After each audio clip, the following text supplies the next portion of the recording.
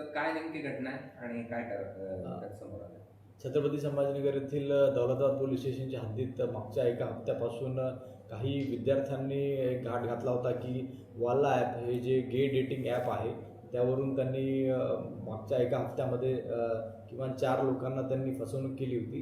Gay dating ॲपवर ते हे 3 विद्यार्थी जे होते ते चॅटिंग करायचे लोकांसोबत आणि मग त्यांना दौलताबादच्या हद्दीमध्ये निर्जन स्थळी बोलून त्यांच्याकडून त्यांना भीती दाखवून त्यांना बदनाम करण्याची धमकी देऊन त्यांना मारहाण करून त्यांच्याकडून पैसे उकळत होते व इतर साहित्य त्यांच्याकडून काढून घेत होते.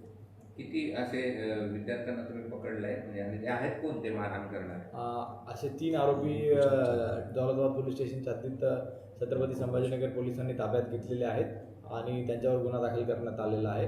यामध्ये पीडित व्यक्ती जो आहे त्यांनी परवाच्या दिवशी दौलताबाद पोलीस स्टेशनला येऊन त्यांनी त्यासंबंधी फिर्याद आमच्याकडे दिलेली आहे.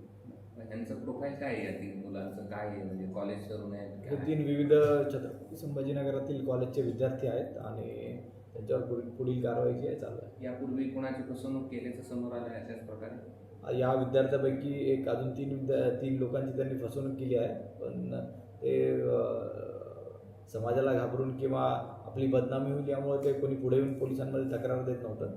एक तक्रार आली आणि त्यामधून बाकी गुन्हे आमच्याकडून निष्पन्न झालेले आहेत.